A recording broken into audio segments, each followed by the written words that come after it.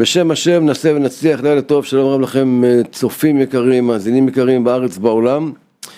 הלילה, למרות ביקור ביידן בישראל ולמרות שכל העולם על גלגלים בכל מיני אירועים והתפתחויות ועליות מחירים והלחם מתייקר ב-36% אנחנו הולכים על משהו אחר. אנחנו הולכים על סיפור שבמידה מסוימת קשה וכואב, אבל לא אבוד. זאת אומרת, יש גם פתרונות, יש גם כיוונים טובים, וכוונתי לדור הצעיר שלנו, הנוער שלנו, שבסופו של יום נמצא ב-2020, נחשף לטכנולוגיה, למכשירים, להוויות העולם, ויש כאלה שזה ככה קצת משבש להם את הקו שנקוט אצלנו מקדמת דנא. ולצורך העניין הזה, קמות כל מיני מסגרות שפונות לחבר'ה במצב כזה, חבר'ה טיפה יותר למעלה, טיפה יותר, כל מיני לבלים שיש בנוער הזה. אחד מהם זה ישיבת אור חדש בבית שמש, בניהולו של הרב משה כהן. שלום הרב משה, צהריים טובים, לילה טוב, ברוך הבא.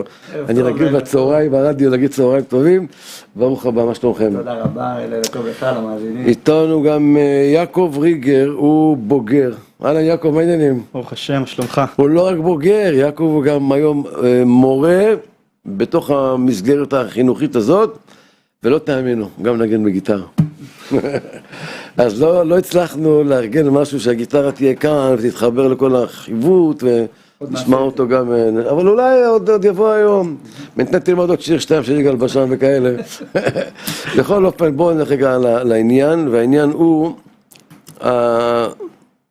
הסיפור. מה מביא את הרב משה כהן להקים מסגרת כזאת? מה קרה? בעצם הציבור החרדי הוא גדל כל הזמן, גם בכמות, גם באיכות, והשוליים מתעבים. לא נדבר עכשיו על הגורמים, זה לא ענייננו עכשיו. אתה יכול לדבר. גם אתה יכול לדבר. אתה יכול להגיד בדיוק מה לדעתך הגורמים, אתה יודע למה אני אומר את זה? כי יש עכשיו הורים שיש להם ילדים בגיל 11-12. יכול להיות שאתה תיתן לו עכשיו את הכיוון איך לשמור או איך לתת מה שחסר לילד, כדי שזה לא יקרה לו. תשמע, אני בניסיוני גם בחיי האישיים וגם בחיי התקשורתיים, לא מכיר אדם שמחוסן מפני התופעה. זה יכול להיות רבנים ואדמו"רים וגדולי תורה, זה יכול להיות בעלי תשובה וטייסים, אין הנחה לאף אחד פה. ולכן אחד מהדברים שאני כן לקחתי את הנושא הזה היום, למרות כל מה זה כן, זה כדי לקבל טיפים משני הכיוונים, את הטיפים של יעקב על ההורים ולנוער, ואת הטיפים שלך על איך מתמודדים. כי זה כמו שאמרת, המחנה גדל ואיתו השוליים, אבל אפשר למנוע. אז איך הגעת? אז בעצם כמו שאמרתי, נוצר צורך גדול לייצר מסגרות מותאמות לצרכים של נערים, שכמו שאמרת בהקדמה, לא רצו ללכת בדרך הסלולה, בדרך הישרה, בדרך של הישיבות. היו כמה שנים של פאניקה, ואחרי זה הציבור התעשת, התחיל להקים מסגרות ולהתאים רף דתי ורף רוחני ורף אנושי שמתאים לנערים האלה, כי בעצם הנערים האלה, אני אומר את זה אחרי הרבה סקרי עומק שעשינו, אחרי בדיקות שעשינו, אין להם עניין נגד הדת, אין להם עניין נגד הקדוש ברוך הוא, חלילה, אין להם עניין נגד שמירת תורה ומצוות, הם צריכים אווירה אחרת, הם צריכים אולפן כזה חדש. תגיד, זה לא סוג של ענישה? המשגיח עשה לי ככה, אז אני אראה לו מה זה? אבא שלי לא הבין אותי ולחץ אותי והפלה אותי מול אחי העילוי ואני לא עילוי, אז אבא שלי לא ספר אותי ונתן לו. אין פה זה, יעקב, אין פה זה ענישה תת-הכרתית? אני לא חושב שיש פה ענישה. לא? לא, כי באמת זה לא מגיע ממקום של עשו לי, אז לכן אני אעשה נגדם. אלא באמת ממקום שהוא מרגיש בדרך כלל הנער שהוא לא מוצא את עצמו באישיות שלו במקום הזה, והוא מתחיל לחפש. והחיפוש שלו מוביל אותו בעצם לכל המקומות טובים ופחות טובים שהוא מגיע אליהם. זאת אומרת, וזה מתחיל מתי? 13-14 שם באזור הזה? אז יש לזה גם יש לזה גם מתודיקה. קטגוריות, כן? כן, כן. בעבר התהליך הזה של הירידה היה בגילאים יותר מבוגרים. היום כבר בני 11, 12. זה כבר שם. זה כבר מחלחל, אם יש מכשירים, כמו שהזכרת, אפילו לפני אפשר לראות ניצנים. אנחנו עשינו פרויקט ומיפינו נושרים פעם בכיתה ב', כיתה ב' וא', על פי כל מיני גורמים, מה גורמים לנשירה, וגילינו ילדים בכיתה ב', ואחרי כמה שנים, כולם, בלי עין הרע מה שנקרא, לא יחזבו. לא יחזבו, הגיעו לרחוב, אפשר למפות את הנושא הזה, נושא כאוב, אבל אני קצת חולק על יעקב, כי זה גם כן קשור לענישה. הרבה תלמידים הגיעו אלינו בגלל מילה שמלמד, או שמנהל, או שראש ישיבה אמר להם, גם לפני 50 שנה. טוב, זה לא חולק, יעקב מדבר איתך מנקודה אינדיבידואלית שלו, שלו, הוא לא יכול לייצג את כולם. בדיוק, בדיוק, אבל אנחנו ראינו מפתח של ילדים, וגם לפני 50 שנה צעקו על ילדים, ואפילו עיקו ילדים, ומה השתנה בדור הזה? אז היום, דיברת על גורמים, הדור הוא קצת יותר חלש, יש גורמים שזה קשור לאכילה, קשור לכל מיני דברים, אבל קשה לקבל היום ביקורת, וילד שמקבל ביקורת, הוא לא שוכח אותה, אם היא נאמרת לו בצורה של אהבה מאחוריה, ולפעמים זה מתפרץ לו בגיל יותר מאוחר, והוא משליך את זה על כל החברה, על כל החרדים, על הדת. ואז... יש גם, אני חושב, עוד איזשהו אלמנט שדיבר איתי על זה פעם מישהו, שהסגנון של מדינה מערבית דמוקרטית, היא כביכול, אולי לא כביכול, אני לא יודע להגדיר, אבל היא נותנת איזשהו חיסיון, איזשהו גב, לחסרי ישע, לילדים, לתינוקות, אנשים, ביניהם גם ילדים קטינים. כן. ואז בזמנו, כמו שאמרת, לפני 50 שנה, אם רבי היה נותן סתירה, לא קרה כלום, הבחור קיבל, הרבי נתן, וזה המשיך הלאה, כי ככה זה.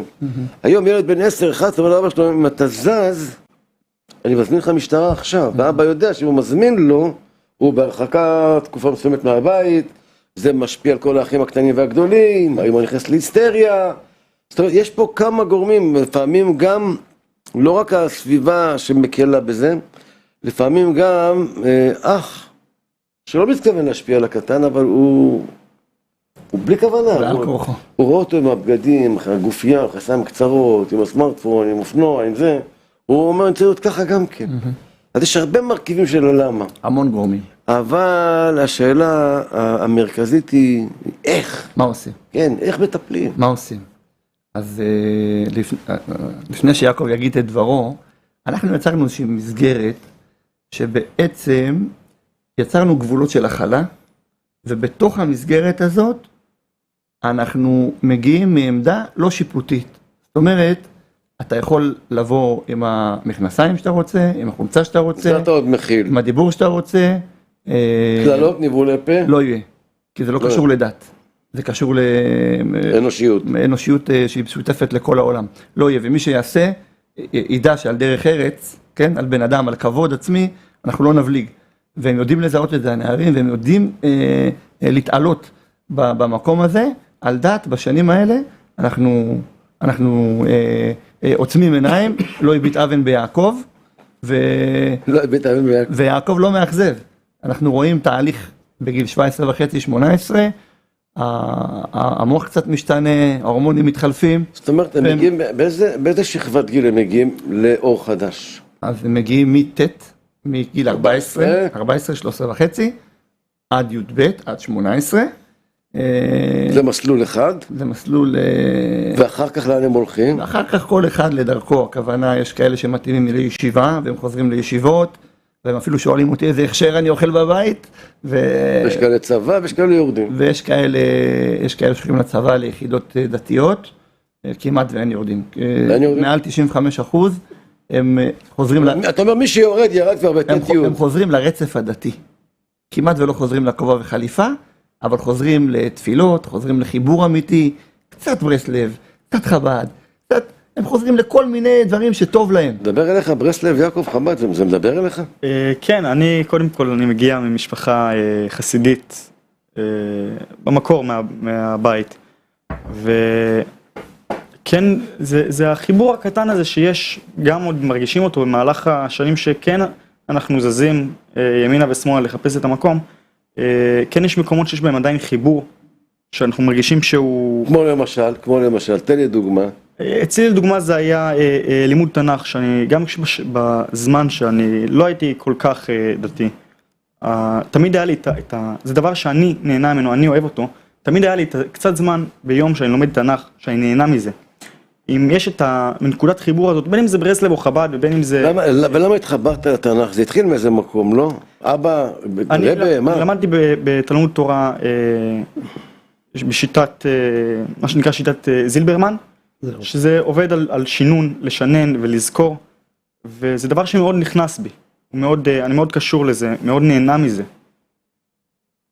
זאת אומרת, אתה יכול להגיע למין קונפליקט כזה, שבהתנהגות היומיומית האישית שלך אתה יכול להיות, בוא נדבר דוגרי אפילו כמעט חילוני לגמרי, אבל בראש שלך אתה אוהב תנ"ך ואתה אוהב את גדעון ואת יהושע ואת זה ואת כל האירועים שהיו ואת שמואל ואת דוד והכל, אתה כאילו אוהב את זה, אתה משקיע בזה. אם יורשה לי להוסיף, בתקופות שעם הג'ינסים והקוקו והסרפן, יעקב לא ויתר על גרטל, שהוא היה מתפלל. הוא מתפלל עם גרטל. כי הוא בא בבית חסידי. כן, בסדר. ויש ילדים שלא... עם גרטל תמיד הוא התפלל, בתפילות ארוכות, ואני לא יודע מה יוצא אחרי ולפני התפילה, אבל בתפילות זה היה ארוך, מאוד ארוך עם גרטל. אז בוא, קח אותי רגע עכשיו למקום, בוא, אתה עכשיו תהיה לכמה דקות היועץ של ההורים. איפה מתחיל הרגע הראשון, או ממה נובע הרגע הראשון, שפה יעקב, הבית החסידי, פתאום מתחיל לקבל איזה רוח חדשה בראש שלו, או ברצונות שלו?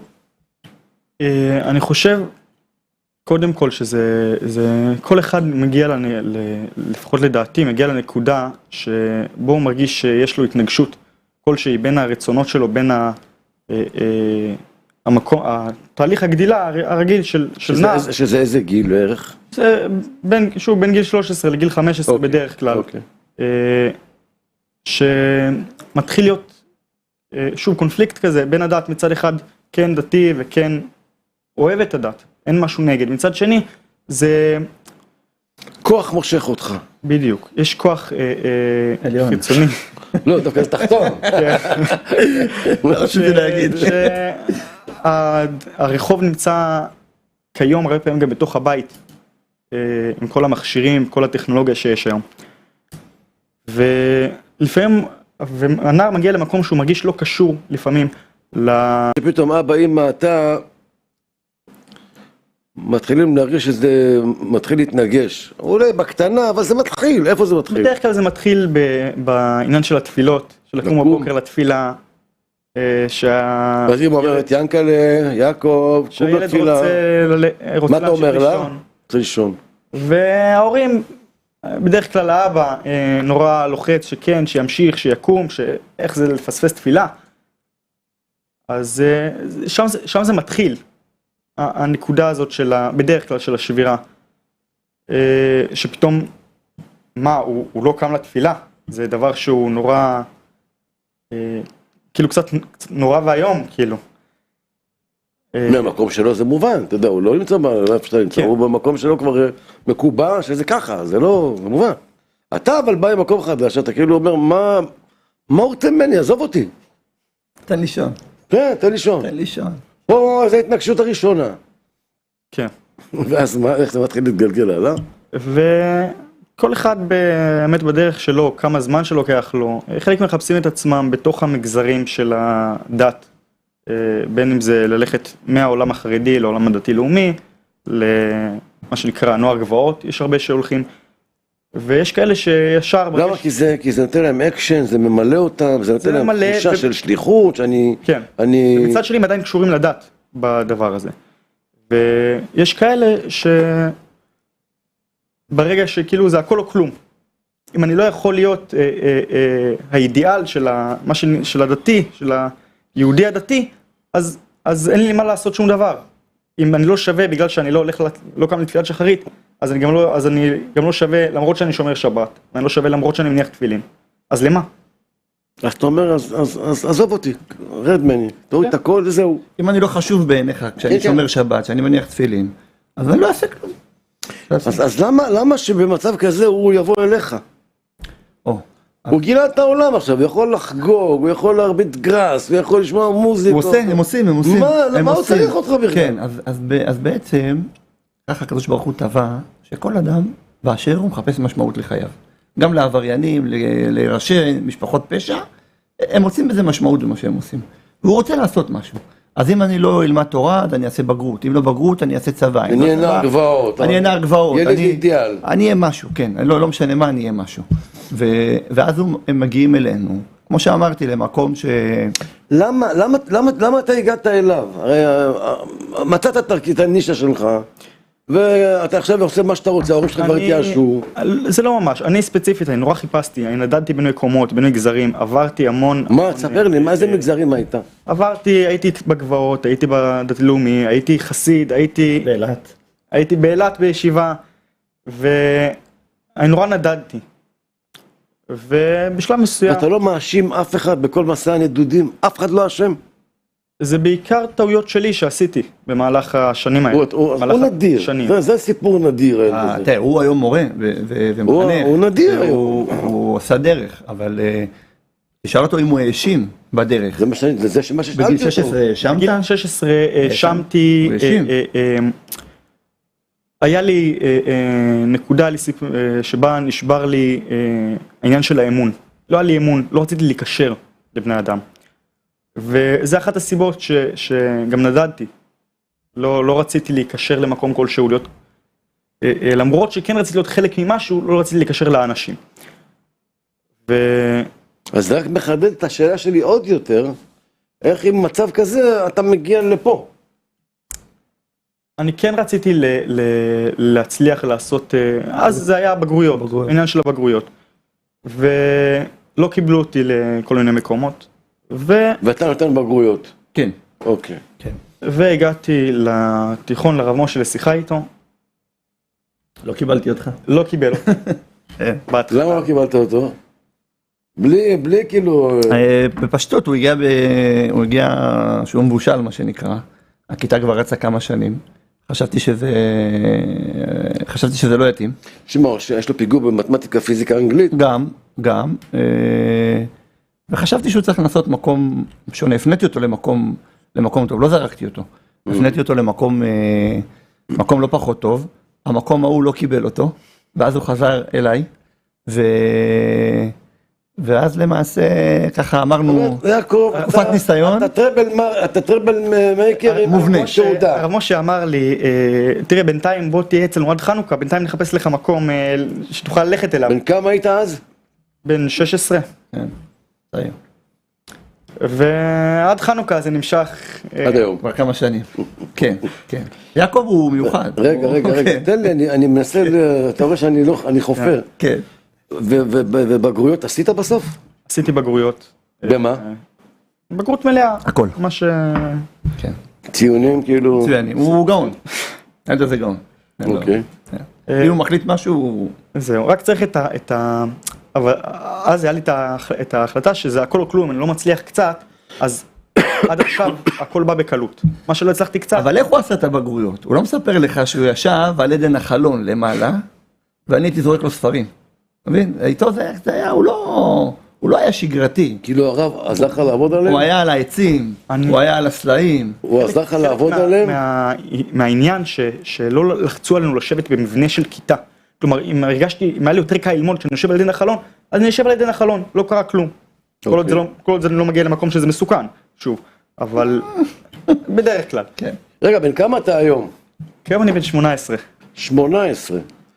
זאת אומרת, הוא כבר נהיה מורה בגיל 18, אפילו בחסידות שלך אין דבר כזה. כן, מורה בגיל 18. הוא התחיל כסייע, הוא עדיין על תקן של סייע, אבל הוא היה כל כך טוב שהסייע הזה הפך להיות משרה, והוא גם לומד עכשיו לתואר, הוא מתחיל עכשיו לתואר. מה אתה לומד? בהוראה.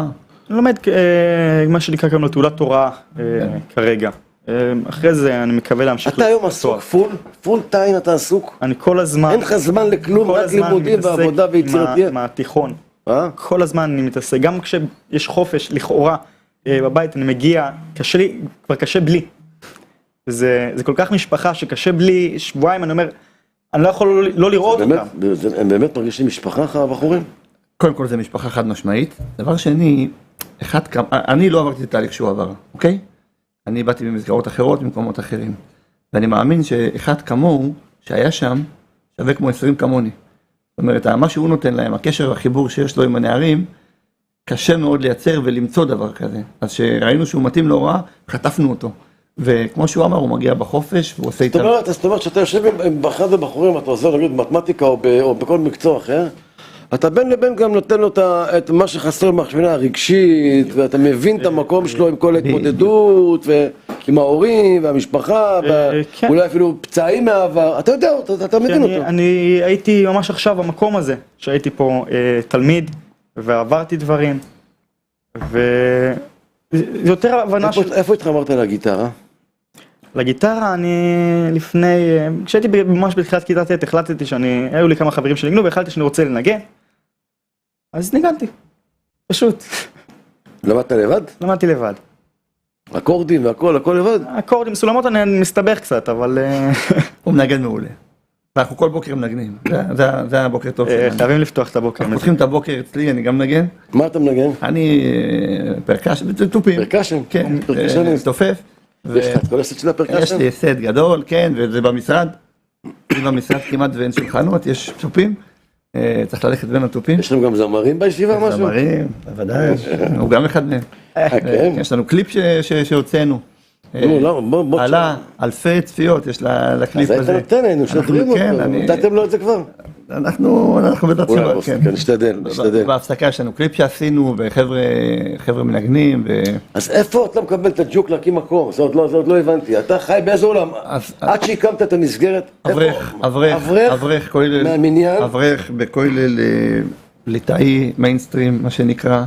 איפה? בבית שמש? בבית שמש, ברמת בית שמש. מה קופץ לך פתאום בראש? ללכת להקים להם מסגרת. אז ככה, אז בעצם קראו לי לאיזושהי מסגרת דומה למסגרת הזאת, ללמד אנגלית. אני גרתי בארצות הברית, אני דובר אנגלית, ולימדתי אנגלית. תוך כדי תנועה שינינו את האופי של המקום, המקום היה עם אופי קצת שונה, חשבנו שחייב לשים לשכל איזה משקולת, חייב לשים את השכל במרכז. השכל הזה ללמוד, לא משנה מה, תלמד. ורצינו יצרנו ביטוי שנקרא האליטה של הרחוב. זאת אומרת, אנחנו רוצים חבר'ה מהרחוב, אבל ליצור להם אליטה. להגיד, אנחנו לומדים, לנו יש בגרות, אנחנו הולכים ליחידות טובות בצבא, אנחנו חוזרים לישיבות.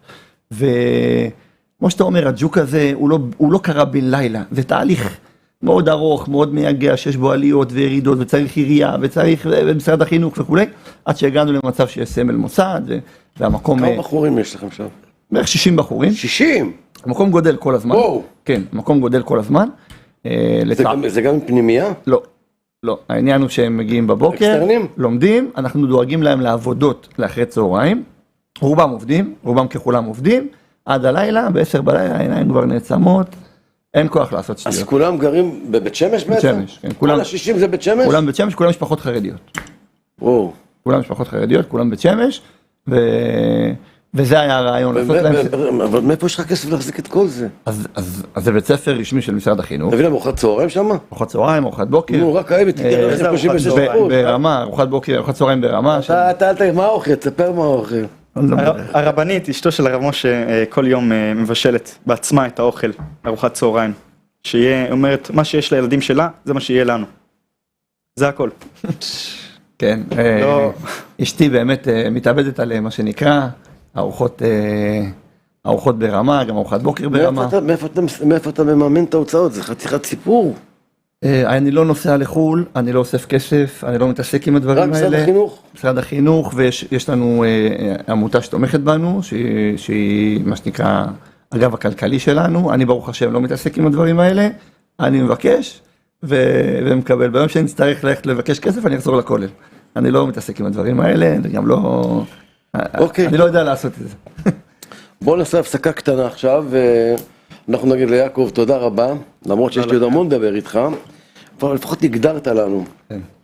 אחרי ההפסקה הצטרף אלינו יעקב ריגר, אהרון פריבר, שהוא כבר מנחה את הקבוצות שם. יצאנו להפסקה. עם תוצאות. זאת אומרת, הוא יגיע למחוזות טובים בעזרת השם. אבל אני לא רוצה שזה יהיה רק יעקב. אהרון הוא בעצם עושה עבודה שהיא יותר התחברות לבחורים, יותר הטיפול הרגשי מה שנקרא, אבחון נפשי. הפסיכוזות והטיפולים, אבל יש פה גם הורים וסביבה, ומעניין אותי לשאול אותך אהרון, מאיפה אתה שואב כלים לעבודה כזאת, כי היא לא קלה, היא לא קלה בכלל. כן. בוא נגיד שבעיקר זה מניסיון חיים. קודם כל יש לי 5 ילדים, הייתי הרבה שנים בתוך קהילות חרדיות. אני מכיר את ההתמודדות עם נוער, קודם כל בראש ובראשונה מהמשפחה. חוץ מהלימודים שלמדתי. כן, אבל זה לא נוער רגיל, אתה יודע, זה נוער שהוא על כל אחד צריך, בוא נגיד לך, אין ספר הדרכה לטיפול בנוער כזה, כל אחד הוא עולם, כל אחד הוא סרט בפני עצמו. אתה צריך לבוא עם איזה רקע בחיים שלך, אם אתה מצליח איתם, אתה עברת משהו גם כן. נכון. מה עברת? אני עברתי הרבה. סליחה שאני, לא, בכיף, אדרבה. אני רוצה להבין את העניין. פתיחות מלאה. אני גדלתי כחילוני. אמא שלי באה מבית רבני, ואבא שלי ממש לא, אבל גדלנו כחילונים. ובנערות שלי הידרדרתי מהר מאוד לשימוש בסמים. ואני מכיר את העולם הזה של התמכרויות ושל פשע ושל רחובות. הכל פה בארץ? הכל פה בארץ, כן. כמובן עד הצבא, הצבא שיקם אותי, חזרתי בתשובה בגיל 24 אחרי טיול ממושך בדרום אמריקה. אני מקצר כמובן. ואז למעשה התחלתי לחיות אורח חיים חרדי למהדרין. איך פתאום מתוך כל הסיבוב הזה אתה מתחיל לתפוס את הכיוון של שמירת תורה ומצוות?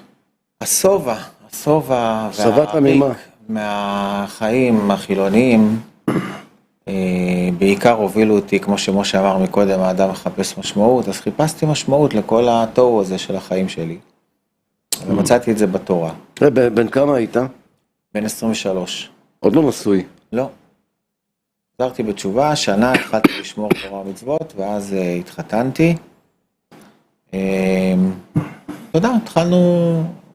אז מתי אתה הגעת אליו? אנחנו חברנו לפני כמה שנים טובות כבר. עוד טרום הקמת הישיבה, עוד לפני? בחיתולים. בהקמה. קצת אחרי החיתולים, כן. אוקיי. קצת אחרי הקמה.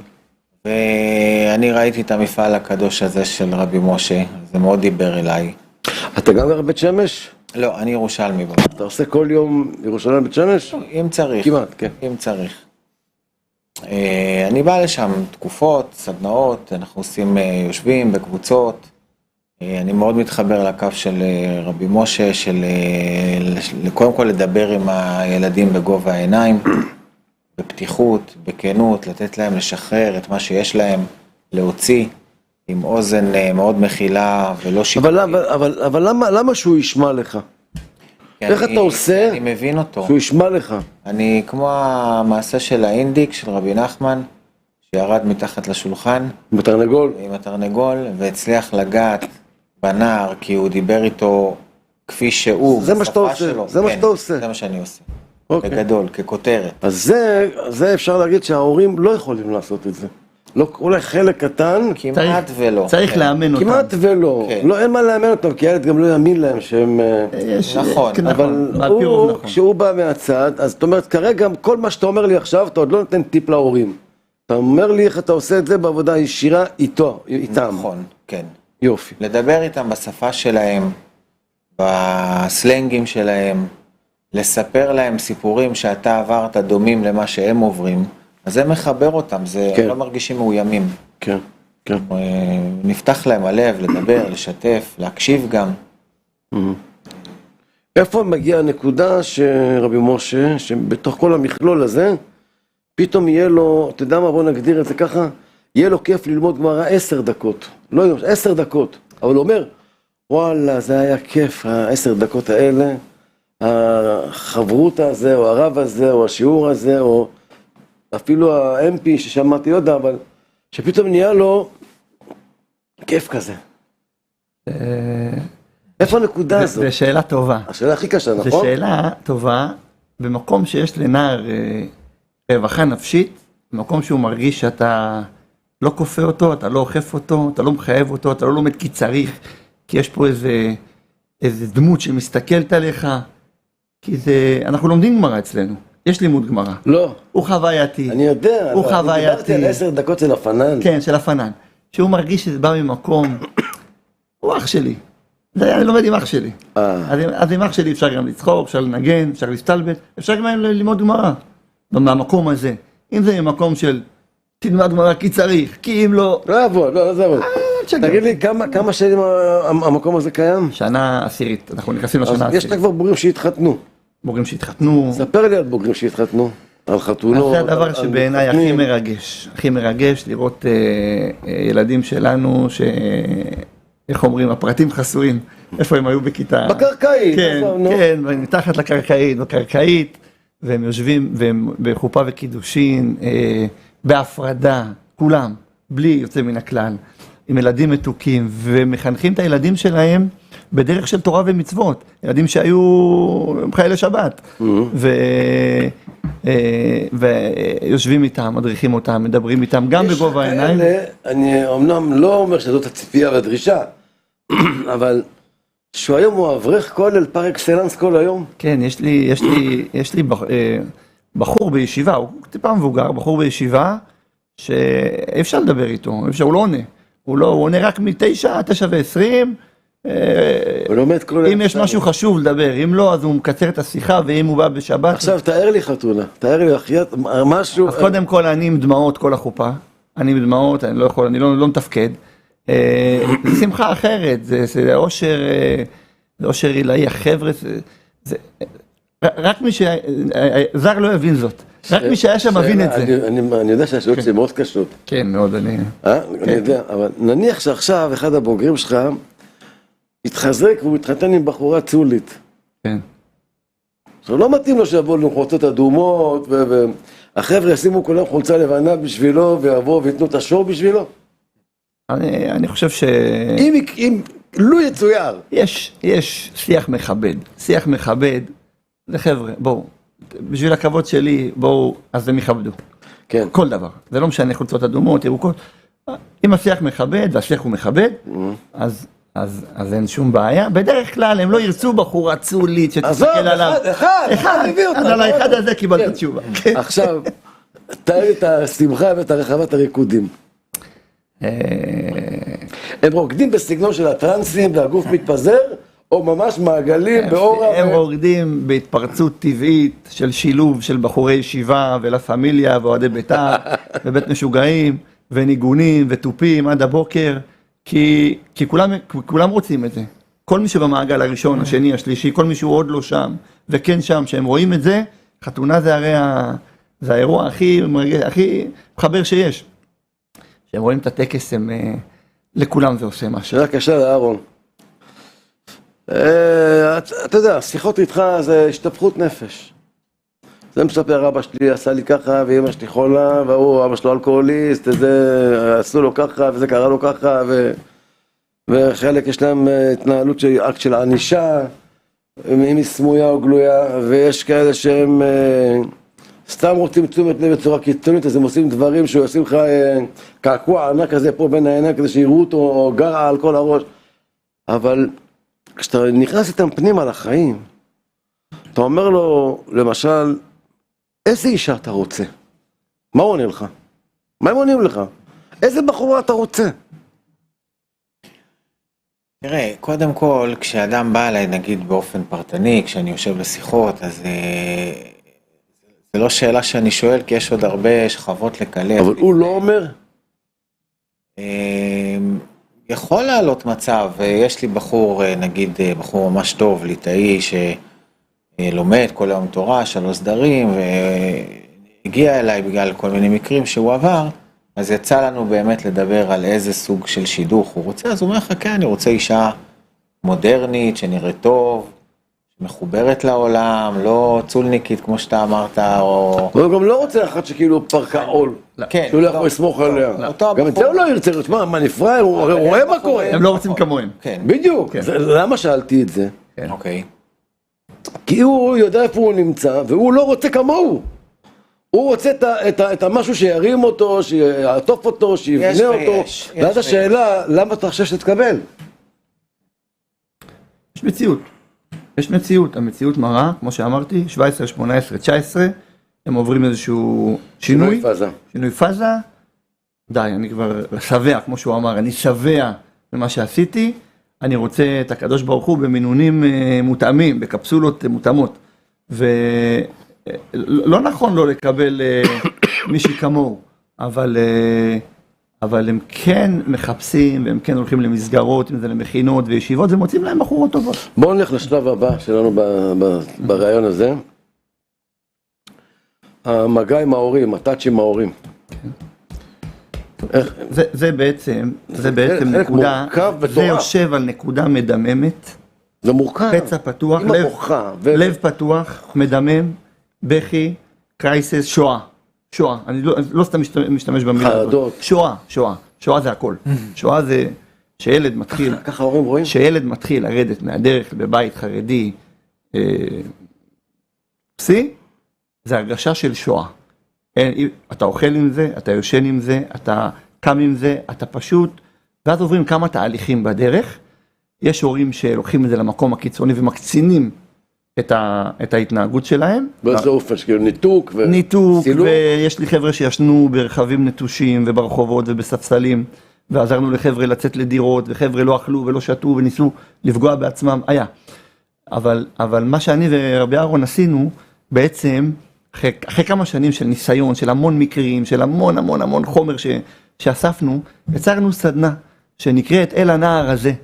לא סתם בחרנו בשם הזה, אל הנער הזה. סדנה למי? להורים? סדנה להורים. להורים ואנשי חינוך שמתעסקים במקצוע הזה, שנקראת אל הנער הזה. האל שלח לך את הנער הזה. הזה, הספציפי הזה, זה המשימה שלך. וסדנה לא פשוטה, היא עיונית, היא מורכבת. בת כמה זמן?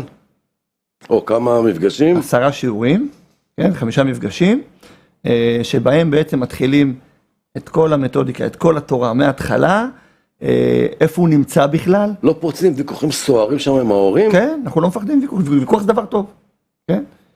מה גבולות ההכלה? לא מאשימים אתכם, אתה יותר מדי פתוח, אתה יותר מדי נותן לו, אתה נותן לו בד"ץ על מה שהוא עושה. אני קיבלתי סתירה מאבא פעם, לא שהאשימו אותי, קיבלתי סתירה מאבא פעם, שיש לך דקה? כן. לשמוע סיפור? קח 10 דקות. היה אבא שהוא מחזיק טלפון, סמארטפון כשר, הוא מעשן סיגריות ושותה אלכוהול, האבא. והוא לא מסכים לבן שלו בן ה-17, סמארטפון כשר, לעשן סיגריות ולשתות אלכוהול. ואמרתי לו, עד שלא תשחקו שש בחוף ים עם הבירות, לא יהיה חיבור, ככה אמרתי לו. אז בתגובה הוא נתן לי סתירה. אתם הפכתם את החינוך, אתם שיניתם את החינוך, זה לא מה שאני גדלתי בישיבות. אתה תראה, יכול להיות אני אומר לך מה עובד. אני לא יודע הכל. מה אתה רצית שיהיה ביניהם ליצור? חיבור, הילד היה גר ברחובות, הילד היה ישן ברכבים נטושים, בחורף, בבית שמש קר, ואבא לא זרם, האמא הייתה מביאה לו אוכל בסתר, ועברו כמה, 2, 3, הייתי בחוף ים, עם הבנים שלי הקטנים, ואז אני רואה פטה מורגנה, אני יוצא מהים, ואני רואה מחזה, אני לא יודע אם אני בסדר, אם שתיתי, אני רואה אבא ובן, 2 בקבוקי בירה, 6 באש, בלי חולצה. אבא, לא אמרתי כלום, עמדתי ואבא עומד ועושה לי ככה. הוא הבין את הרעיון של האינדיק, האבא. הוא הבין את הרעיון, אחרי הרבה סבל, אבא סבל הרבה, 3 שנים של סבל, של מריבות, של משטרות, של הרחקות, יכלו להימנע אם היה עושה את זה בגיל 16. איפה הילד הזה היום? הילד הזה היום התחתן, הוא היה בגבעתי, הוא יצא, הוא בחור ישיבה היום, הוא התחתן, הוא מקיים אורח חיים דתי, לא חרדי, הוא דתי, הוא שולח את הילדים למסגרות דתיות, סיפור שהיה מזמן, בובה של ילד. אז העיקר זה הדרכה להורים, לצאת מהשוק, קודם כל השוק, אני לא סתם אמרתי שואה, זה פצע מדמם, זה כואב, זה יושב על רגש נורא. משפיע על האחים האחרים. בדיוק, אחי. זה עושה מריבות בין אבא לאמא, בלי סוף. אתה אשמה, לא, אתה אשם. את הסכמת לו. אז המבנה של הסדנה, היא סדנה חינוכית טיפולית. כלומר, אני מביא נקרא את ה... לא כותרת, כותרת שפה תקשורתית, לא כותרת. אני רוצה תמצית של משהו שהוא יהיה כלים להורים שמזהים את הסימפטום כשזה מתחיל.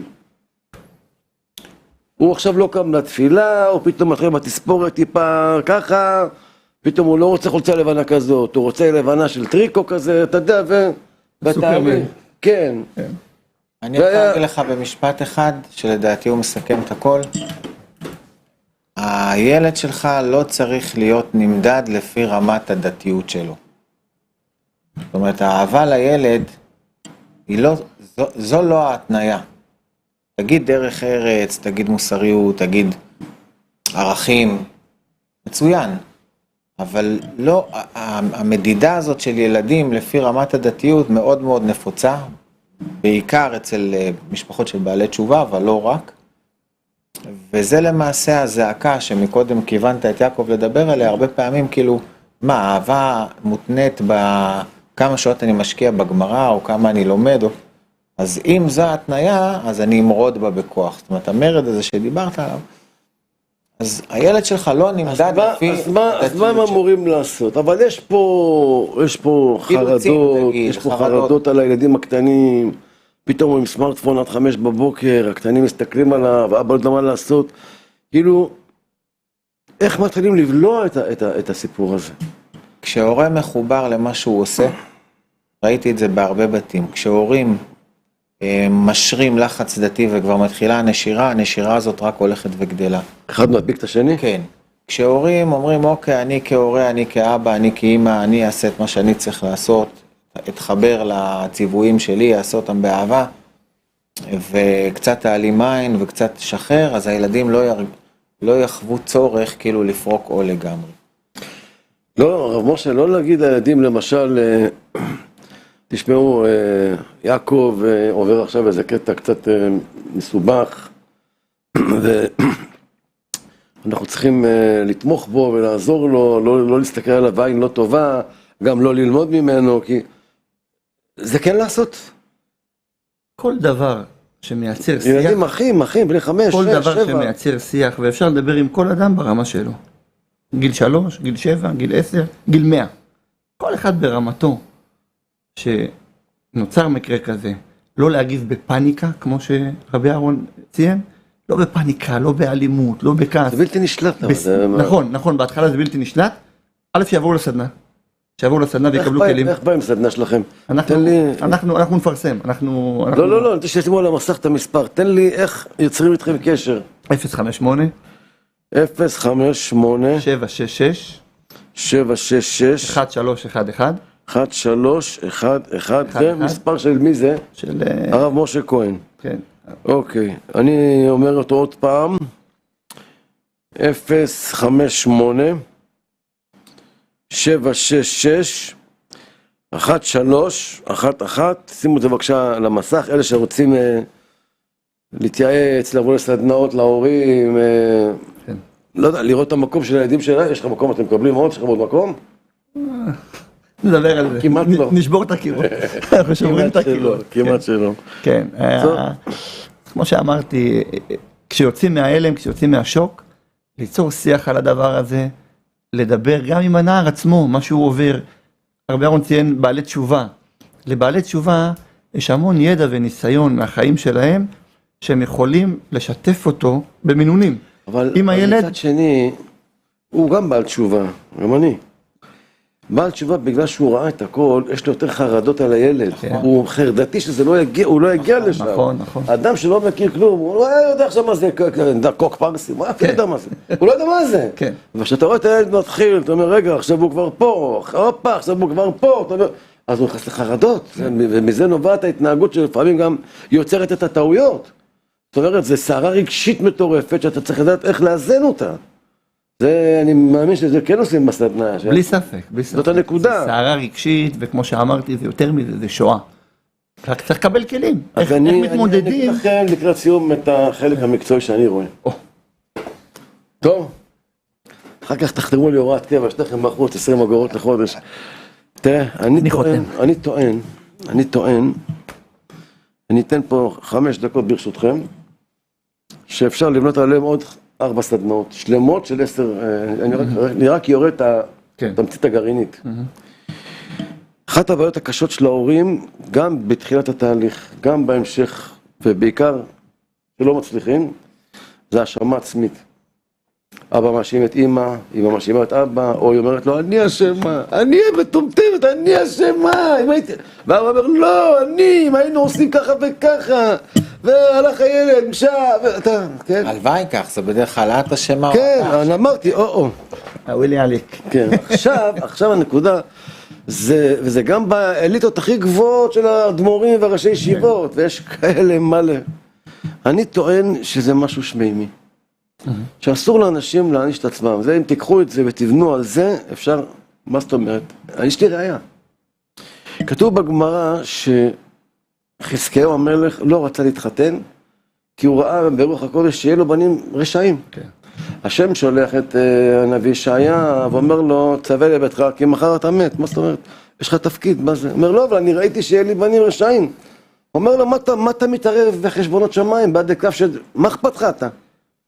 אז הוא אומר, טוב, אתה יודע מה, אתה נביא, ואני גדול הדור, תן לי את הבת שלך, ואז...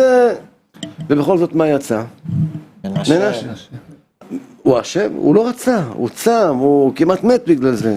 ישעיה אשם?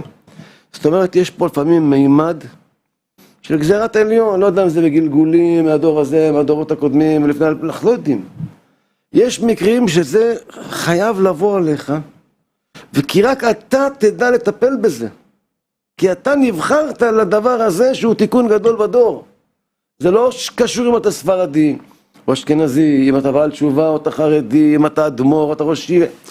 זה בא, ובדוק, כמעט אין בית. כמעט אין בית.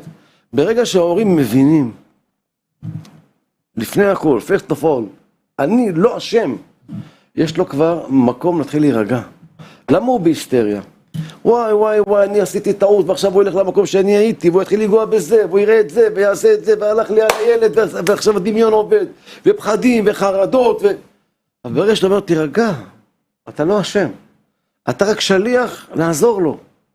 אתה שליח, היה בן אדם תלמיד חכם מובהק והבן שלו התחיל זעף לו, הוא אמר לאשתו, לא מדברים מילה, תכיני לו אוכל, כפרה עליך, מותק שלי, נשמה שלי, לא חוזר יומיים עד של איפה היית, חוזר ב4 בבוקר, מסטול, נופל, מת, לא לדבר מילה.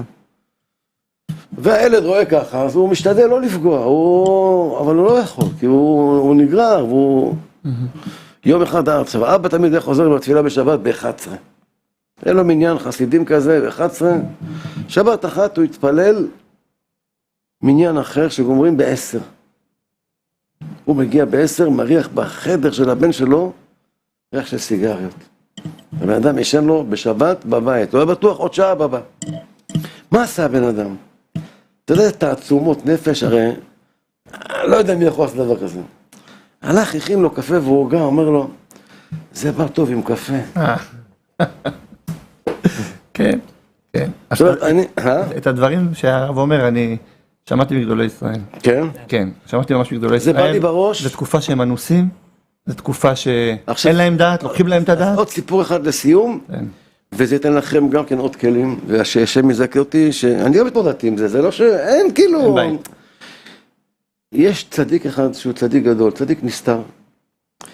אבל אני לא אוכל סיפורים של צדיקים נסתרים, הוא צריך לדעת את כל הש"ס והפוסקים והקבלה ולהיות מחובר, הוא כזה.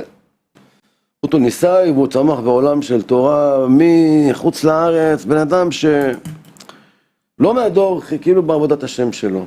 הוא סיפר לי אישית, שאחד מהדברים שהוא כל הזמן בוכה עליהם, למה זה קורה לילדים ולילדות. אין תשובה לזה. למה זה קורה? הוא בוכה על זה שנים.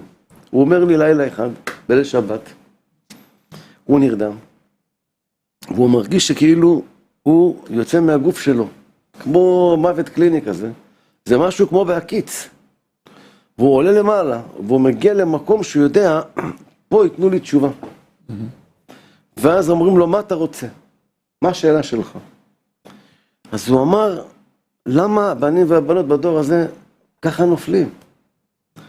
אמרו לו, הקדוש ברוך הוא רוצה לתת לעם ישראל טעימה, כמה הוא מצטער. יש לו 15 מיליון בנים ובנות יורדים ונושרים. זה לא כואב לאף אחד, לא עושים תיקון חצות, הבית שלו נחרב, הוא בגלות, מתבוללים לו, נופלים לו, הולכים לו לאיבוד, יהודיות הולכות להיות שפחות של ערבים. אז אף אחד לא מרגיש, אז הוא נותן דוגמית, נותן רק דוגמית קטנה, אמרו לו, תראה כמה אתה בוכה, שנים, על אחד, אז תראה לך מה הוא בוכה השם, על כל עם ישראל כולו. זהו. אז אני קודם כל שמח שאתם עושים את העבודה הגדולה הזאת. אני לא יודע עוד, אתה יודע מה, אני אאחל לכם שיהיה לכם כוח לעוד הרבה שנים. שלא תהיה לכם עבודה בכלל. כן, אבל אם תהיה, אז תדעו שאתם עושים עבודה מאוד גדולה ומורכבת, אני חושב שהיא בבת עינו של הקדוש ברוך הוא. אז להגיד לכם תודה רבה הרב משה כהן, מייסד אור חדש, והרב אהרון פריבר. הצלחת. תודה רבה, כן, לא, בסדר. היה כיף איתכם. תודה רבה לכם. כן, תודה רבה גם לכם, הצופים היקרים, למאזינים בארץ, בעולם. נקווה שרק יהיו בשורות טובות ושיהיה קצת איזה מוסר השכל מהמשדר הזה. תודה רבה לכם, שבת שלום, להתראות.